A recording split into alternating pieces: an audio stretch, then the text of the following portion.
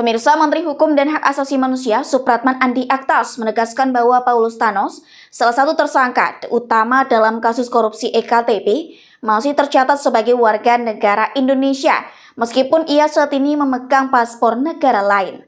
Hal ini disampaikan langsung oleh Supratman dalam konferensi pers yang digelar di kantor Kementerian Hukum dan HAM di Jakarta pada 29 Januari ini hari. Bismillahirrahmanirrahim. Assalamualaikum warahmatullahi wabarakatuh. Salam, Om Swastiastu, Namo Buddhaya, salam kebajikan. Yang saya hormati Bapak Sekretaris Jenderal Kementerian Hukum, Bapak Dirjen AHU, dan juga Direktur OPHI dan Direktur Tata Negara, juga didampingi oleh staf khusus Kementerian Hukum dan juga Biro Ukerma Kementerian Hukum. Pada hari ini kami akan menjelaskan terkait dengan banyaknya pertanyaan teman-teman media ke saya sebagai Menteri Hukum terkait dengan perkembangan permintaan ekstradisi atas nama Paulus Thanos. Beberapa hal yang perlu saya jelaskan kepada semuanya, bahwa saat ini Kementerian Hukum terus berkoordinasi bersama dengan KPK, Kepolisian Republik Indonesia, Kejaksaan Agung, dan juga Kementerian Luar Negeri dalam rangka untuk mempercepat proses pelaksanaan ekstradisi terhadap yang bersangkutan.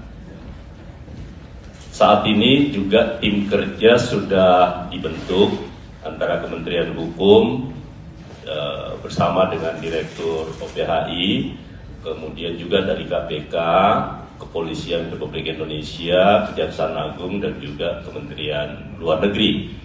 Dan saat ini untuk hal terkait dengan hal ini, itu sudah ada timeline yang disepakati bersama oleh seluruh kementerian terkait, termasuk dengan KPK maksud saya. Teman-teman sekalian yang saya hormati dan seluruh masyarakat Indonesia, saya perlu menegaskan yang pertama, bahwa batas waktu untuk kita mengajukan permohonan dan seluruh kelengkapan berkas itu 45 hari batas lama waktu yang dibutuhkan 45 hari. Dan itu nanti akan berakhir di 3 Maret maksud saya, 3 Maret 2025. Namun demikian, terkait hal ini tentu hasil koordinasi yang sangat baik terkait dengan hal ini, saya yakin dan percaya dalam waktu yang singkat hal tersebut bisa dipenuhi. Ya. Yang kedua, kaitan Kementerian Hukum dengan pelaksanaan ekstradisi, dan memang ini harus teman-teman ketahui bahwa otoritas pusat itu kan ada di Kementerian Hukum. Karena itu pengajuan ekstradisi atas permintaan dan penyidikan kasus yang dilakukan oleh Komisi Pemberantasan Korupsi, nanti administrasinya akan diajukan oleh Kementerian Hukum, dan itu akan diteruskan kepada otoritas yang berada di Singapura. Itu yang pertama. Yang kedua, pertanyaan berikutnya adalah menyangkut soal status kewarganegaraan yang bersangkutan. Bahwa dalam perkembangan kami ingin menyampaikan kita punya undang-undang tentang kewarganegaraan.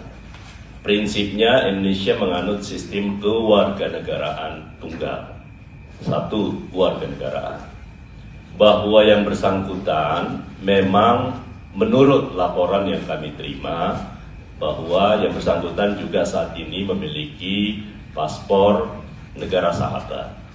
Namun demikian, bahwa berdasarkan peraturan Menteri Hukum dan HAM, bahwa untuk melepaskan kewarganegaraan Indonesia itu tidak berlaku otomatis. Karena itu saya ingin sampaikan bahwa ada 2 kali yang bersangkutan ingin mengajukan permohonan melepaskan kewarganegaraan. Tetapi sampai hari ini yang bersangkutan belum melengkapi dokumen yang dibutuhkan. Karena itu status kewarganegaraan atas nama Paulus Thanos atau Jin Tianpo, ya. Jin Tianpo alias Paulus Thanos itu masih berstatus sebagai warga negara Indonesia. Karena itu saya ingin sampaikan kepada Bapak, teman-teman semua bahwa memang yang bersangkutan sampai dengan 2018 yang bersangkutan itu paspornya masih atas nama Jin Tianpo, ya, dan 2 kali melakukan perubahan. Karena itu nanti akan dijelaskan lebih jauh antara hal ini dengan Direktur Tata Negara dan Direktur OPHI, ya.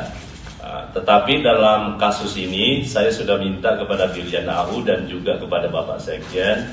Kebetulan Pak Sekjen punya pengalaman terkait dengan kasus-kasus yang seperti ini, walaupun dalam bukan ekstradisi. Tetapi yang perlu kami tegaskan bahwa perjanjian ekstradisi antara kita dengan Singapura itu ini pertama kalinya, ya, karena perjanjian ekstradisi yang kita lakukan itu di tahun 2022, kemudian diratifikasi tahun 2023. Nah, karena itu saya yakin dan percaya atas koordinasi dan kolaborasi di antara seluruh aparat penegak hukum, terutama Komisi Pemberantasan Korupsi, Kementerian Hukum akan memberi support apapun yang dibutuhkan untuk sesegera mungkin mengekstradisi yang bersangkutan. Karena itu nanti hal-hal yang terkait dengan yang lain tentu saya tidak bisa menjelaskan kepada teman-teman semua selain hanya terkait dengan tugas Kementerian Hukum sebagai otoritas pusat, dan yang kedua